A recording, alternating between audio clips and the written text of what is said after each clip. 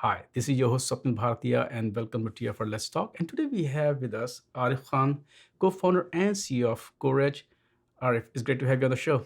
Thank you, Swapnil, and it is really pleasure. I have been listening all your videos, and it's really a great opportunity to be part of this myself. So thank you for hosting me.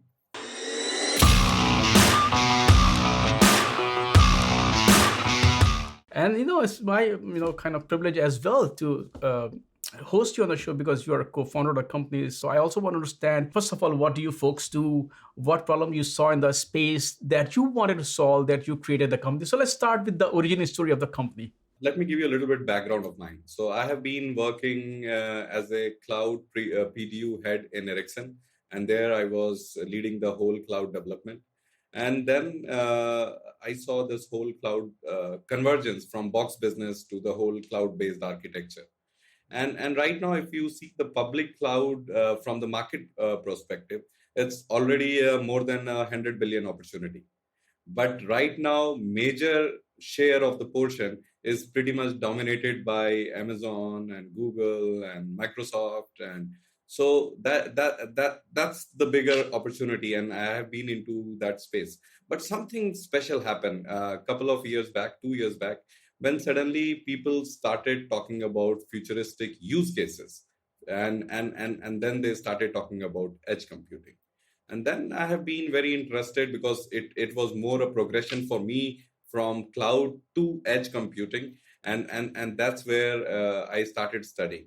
And one thing which was it's a pleasant shock, you can say, that this market opportunity suddenly, which is edge infrastructure market opportunity, is couple of $1 trillion opportunity by 2030.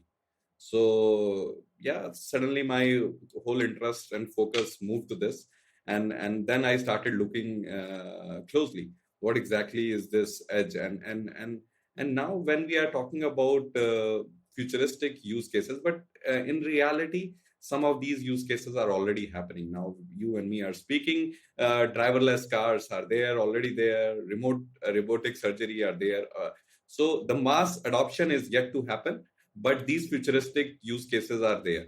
And that's where my whole attention and focus went into that. I should be looking more carefully this edge space. And then I discovered, if you talk about 5G, if you talk about IoT 4.0, one thing was very common, that edge computing is going to be the enabler for all these transformation. And I don't know, Swapnil, if you have gone to the website, our logos and the theme, like the what we say, that we as a Coredge, we are accelerating this edge movement, and that's why I have founded this company. There are a couple of things that you mentioned there, and I want to go a bit deeper into that. Number one is that you talked about cloud to edge.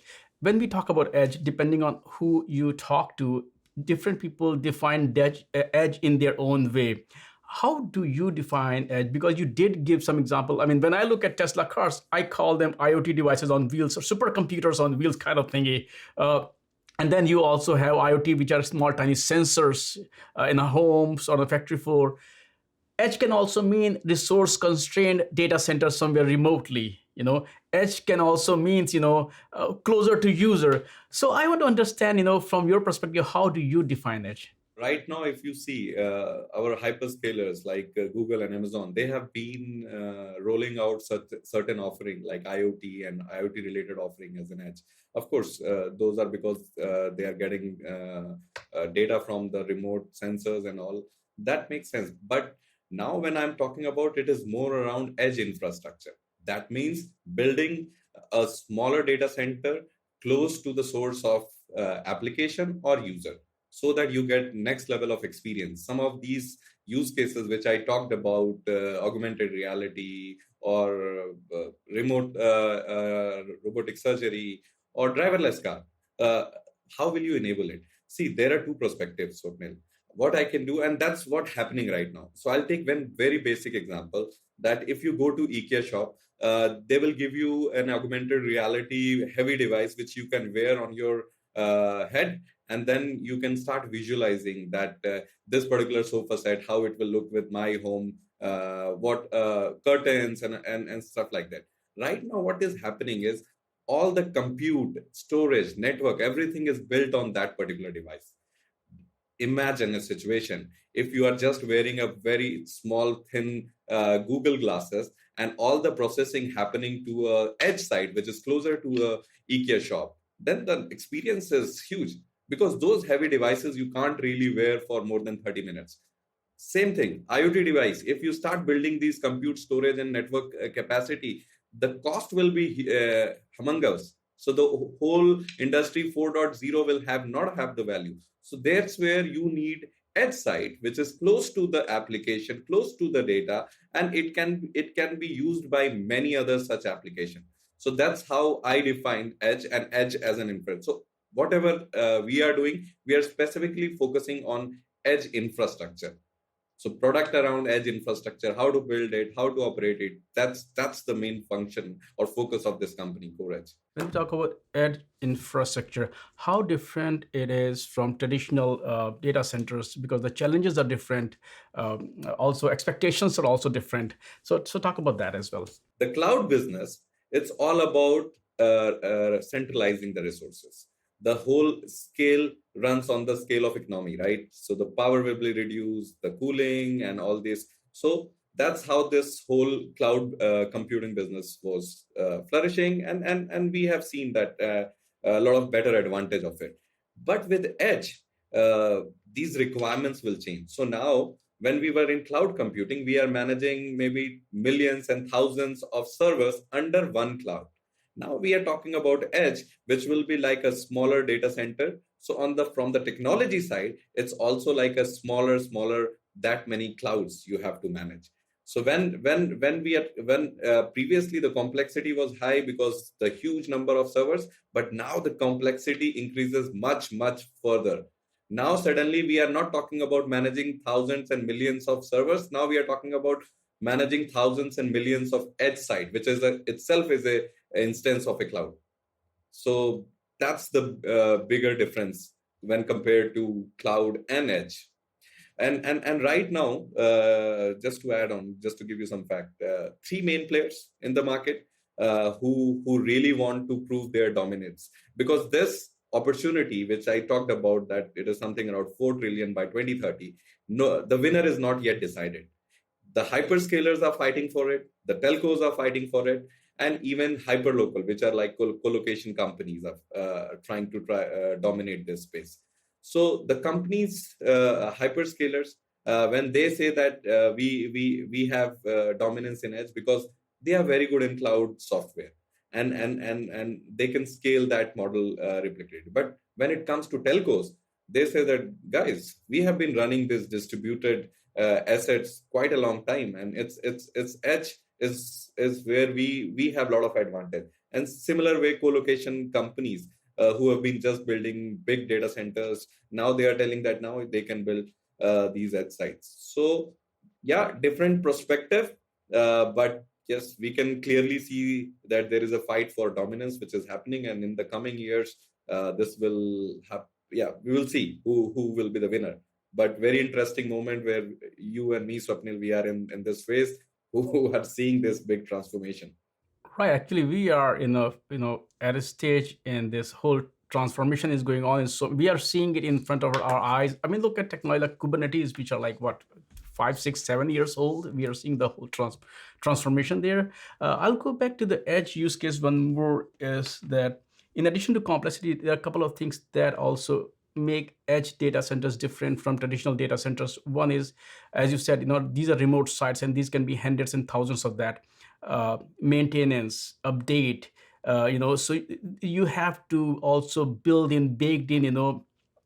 They should be able to heal themselves. So because you cannot send folks up on the tree or wherever it is, latency is there. So can you also talk about this challenge? Because when we do build edge data centers, we have to take these things into account, because you can't even reach your data center. Exactly. And Swapnil, running and operating is the most toughest job of anything.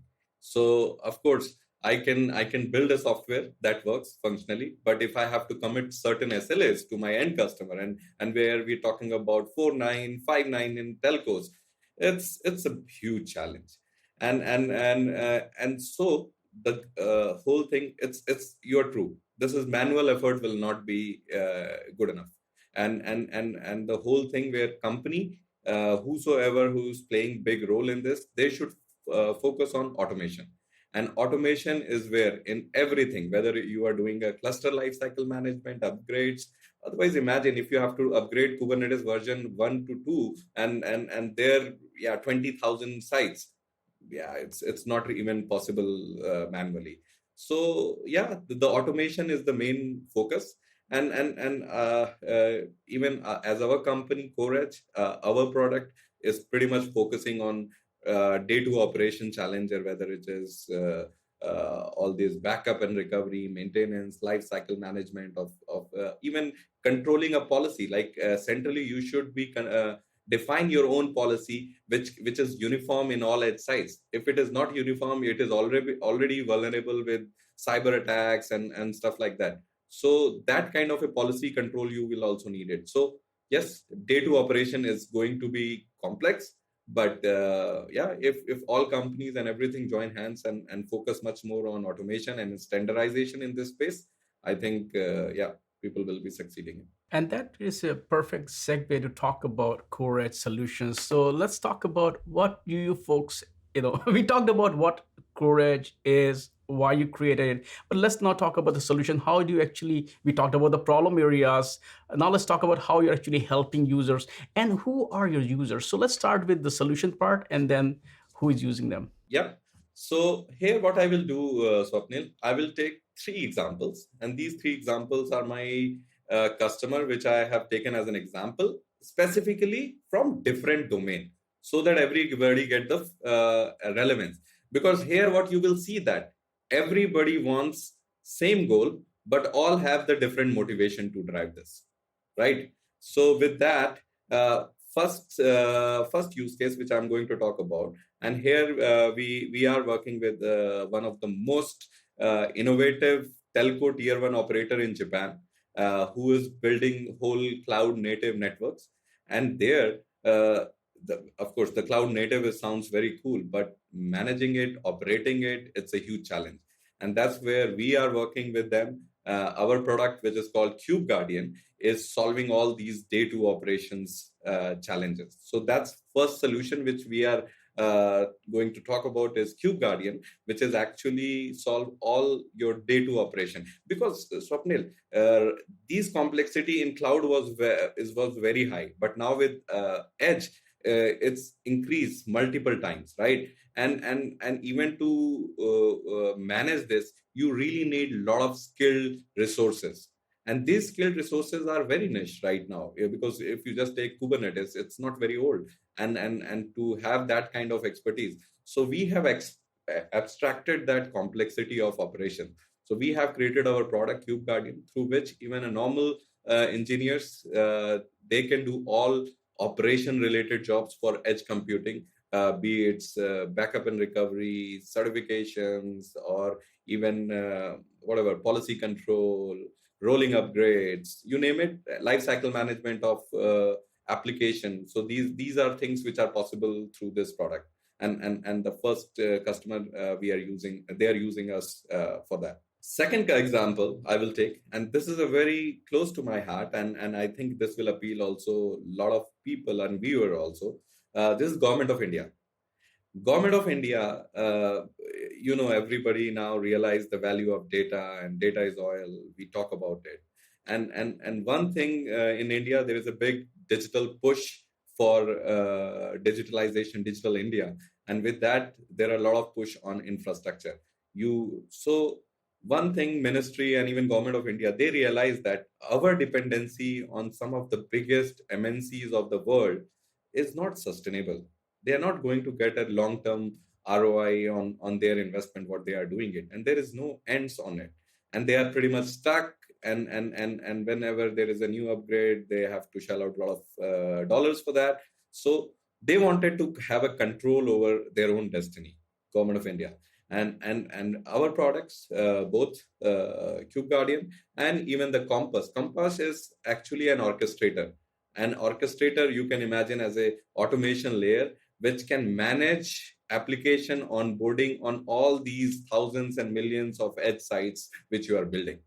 So that's our second product. So Swapnil, just I'll go a little bit deeper into it, because developers, they really don't care about, and they don't know that what is infrastructures, whether it is network card or this much, how they will get this much. So what we have built, we have built a very beautiful orchestrator which called intent based orchestration. That means as a developer I need to write my intent.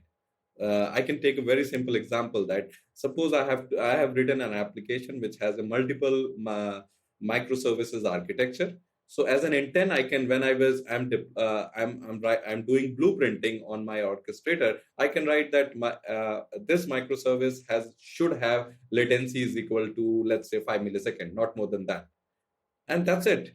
All the magic and abstraction, this Cloud Compass as a product will take care of it. They will do all the internal validation, everything, and they will deploy on the correct edge site where they can get this kind of a characteristics. So that's second customer which we are working. Third, and this is yeah, very this is one of the most prominent, because when we talk about edge, we talk about latency, we talk about throughput, or taking data back to the cloud is expensive. So but there is another thing which is driving edge, is data governance now. And it is happening all over the world, right? People want to have full control over own data. They don't want that their data should go out of their country. And that's where I see an major trend, that a lot of these local or national level companies who used to do co-location services, they are getting a lot of requirement from the customer that how they can leverage edge, right? And that's where a lot of big, even in India, we are working with a couple of big hyper local, just to make it not hyperscaler, hyper local companies, to enable this whole edge platform. The initial use cases which they are working is, of course, CDN and basic video streaming servers, just like how just to improve the experience if Netflix is going to stream from the closest edge site, so things like that. So these hyper local companies. So just see, Swapnil, telco who is doing whole cloud native, whole ORAN specific stuff. Second, your government of India who want to control their own destiny in terms of technology. Third, these are hyper locals, which is where the customers want to control data. They want that their data should not go back. So yeah, so just that will give a good flavor of our product which we are working. If you look at Courage, you have your own mission to help company. Are there certain things that you specifically, this is close to what your mission is? It could be either security, because security is also important. It could be privacy, giving the data sovereignty. It could be ease of use, to help folks manage their edge data center through orchestration and automation. So if you look at Courage, what is your core strength? Yeah. So as I told you, even my background and all the other members, we have been very instrumental in cloud journey. We have seen that whole box business of converging into the cloud-based architecture and all those application onboarding challenges and everything.